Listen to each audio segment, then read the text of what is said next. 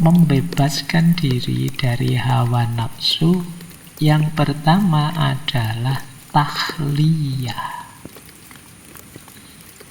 Tahliyah itu pembersihan diri. Pembersihan diri, istilah beliau, nahan nafas anil hawa amma tahwa minal makharim.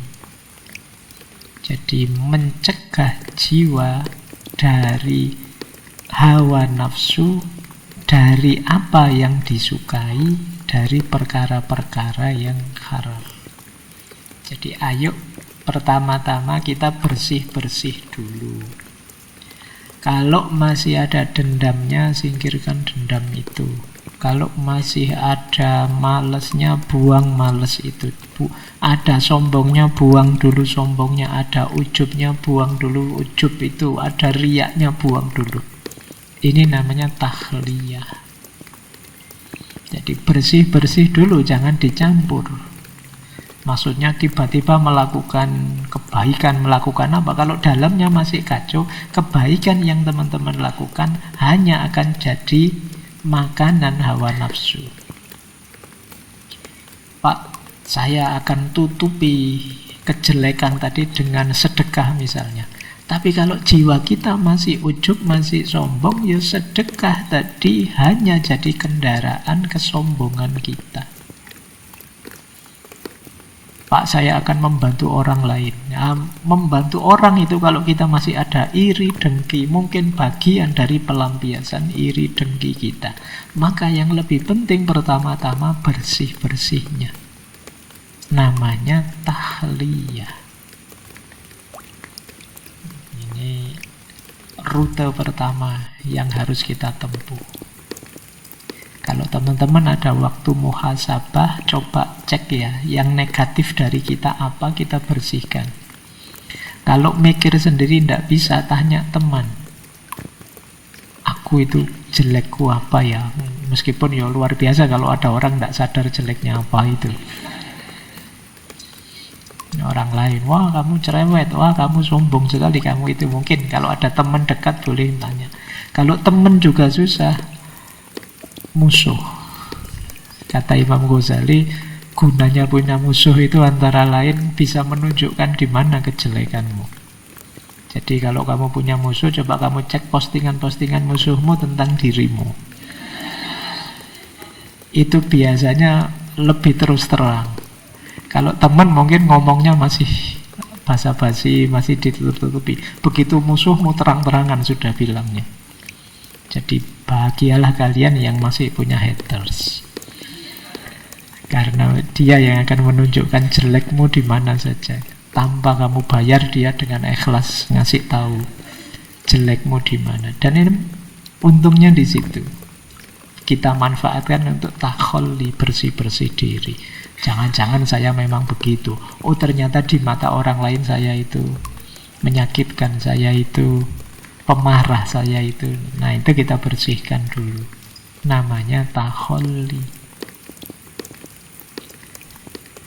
Kalau sudah takholli, lanjut ke langkah kedua. Jadi takholli tadi bentuk masternya tahliyah. Bentuk kedua yaitu tahliyah. Kalau ini pakai hak. Kalau tadi tahliyah pakai kho, kalau ini tahliyah pakai kha. Yang tadi taholli, yang ini tahalli. Kalau ini baru kita isi dengan perbuatan baik. Jadi setelah tadi dibersihkan baru diisi man ahabba tasfiyatal ahwal falyajtahid fi tasfiyatil a'mal. Barang siapa yang suka kesucian dirinya, maka dia harus sungguh-sungguh menyucikan amal-amalnya. Jadi kita isi dengan amal baik sebanyak mungkin. Kalau versinya Syekh Ibnul Jauzi, rutenya tahliyah itu ini. mendaki makom-makom ini. Yang pertama mujahadatun nafas tadi ya, memerangi nafsu yang jelek-jelek. Setelah itu kita tobat. Setelah itu kita sabar dalam menjalankan kebaikan. Setelah itu kita muhasabah, mengevaluasi apa yang masih kurang, apa yang keliru dari yang sudah saya jalankan selama ini. Setelah itu tafakur, merenungi diri, merancang apa yang harus aku lakukan, apa yang jangan aku lakukan. Kemudian kita hiasi kebaikan itu dengan khauf, rasa takut pada Allah, sekaligus roja, harapan pada Allah. Puncaknya mahabbah. Ini saya jelaskan cepat ya, karena masing-masing nanti ada pembahasannya sendiri-sendiri, tapi tidak malam hari ini karena panjang. Kayak saya jelaskan satu-satu. Malam hari ini kita fokus melawan hawa nafsunya dulu. Kapan-kapan kita belajar. Taubat sudah pernah kita bahas, sabar sudah, muhasabah sudah, tafakur pada saatnya, khauf dan rojak sudah, mahabbah sudah sering. Kalian cari satu-satu di temanya ngaji filsafat. Kalau saya jelaskan nanti ngulang. Inilah rute tahliyah. Rutenya tahalli, tapi syaratnya tahalli dulu, bersih-bersih diri. Saya lanjutkan. Nah, proses ketiga, istilah beliau kalau sudah tahliyah, sekarang tahqiq ubudiyah. Kalau tadi kan hubungan kita dengan Allah, kita bersihkan diri, kita isi dengan kebaikan-kebaikan. Sekarang kita tahqiq. Tahqiq itu kita aktualkan diri kita yang sudah baik, kita aktualkan dalam kehidupan sehari-hari. Ini namanya tahqiq ubudiyah. Jadi inilah nanti yang istilahnya Syekh Ibnul Jauzi disebut abid. Inilah seorang hamba yang sejati, yang hidupnya didedikasikan untuk ibadah kepada Allah saja. Ketika dia melakukan ibadah kepada Allah itu sebagai buahnya, otomatis dia jadi orang baik. Ketika dia jadi orang baik, dia bisa berkontribusi positif pada lingkungan dan masyarakatnya. Jadi abid itu jangan dikira orang yang ibadah saja terus di masjid saja isinya. Tidak begitu. Abid itu orang yang memang fokusnya kehambaan, tapi dengan fokus kehambaan itu justru memuncak kemanusiaannya.